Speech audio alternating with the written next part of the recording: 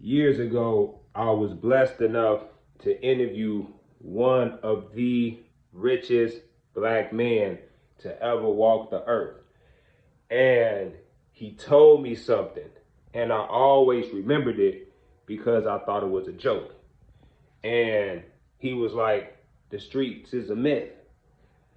And when he said that, I didn't believe it, you all, because, I was still in the streets.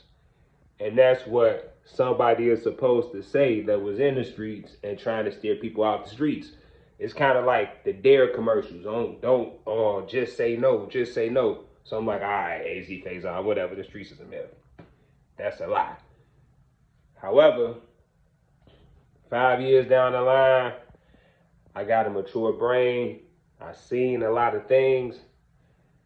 And that man is 1,026% correct when he says that the streets is a myth. And just watching the way that this Durk murder for hire trial has unfolded, watching the way all of these Chicago drill guys self-snitch on themselves, going on these public platforms and speaking about secret organizations, AZ is right. The streets is a myth. And I made a video yesterday telling you all that Durk is a snitch. And when I told you guys that Durk was a snitch, you all told me that I was clickbaiting. You all told me that I was a liar. And you all told me that I was cap. Now, forget the fact that Durk went in the vocal booth and was a self-proclaimed black disciple that rapped about the business. Forget the fact that he went on DJ Academic's platform to brag about the murder of Lil Pab. Forget about the fact that he signed Chicago's rapper King Von, a serial killer who was known to brag about murders way before he even touched the vocal booth. I mean, the streets label Von a crash dummy. Real killers label Von a dumbass. I heard this out of their mouth. So, just forget all that. You get what I'm saying? Because y'all want to say that's entertainment. However, that's rat shit. That's rat shit. Now, Durk wants a speedy trial. However, his co-defendants, the people that he paid to commit these murders, they don't want a speedy trial. Because if they get thrown into a speedy trial, then they get thrown in the blender and they get life in prison and Durk walks free.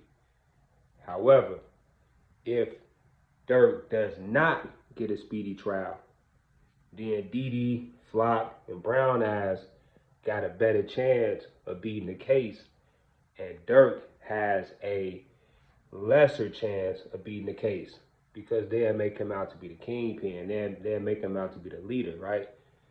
So it's like all of these individuals did this crime together.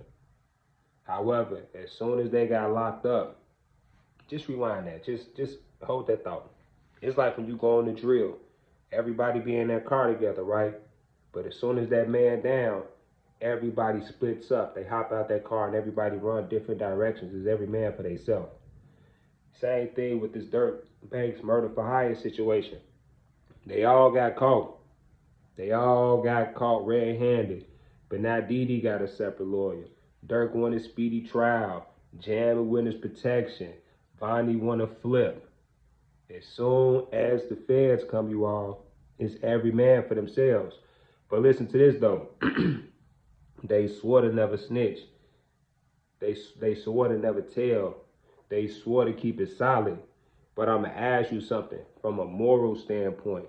If you and your friends all did something together, and then when shit hit the fan, you all want to separate, get different lawyers, get different court dates, act like you wasn't there, is that solid?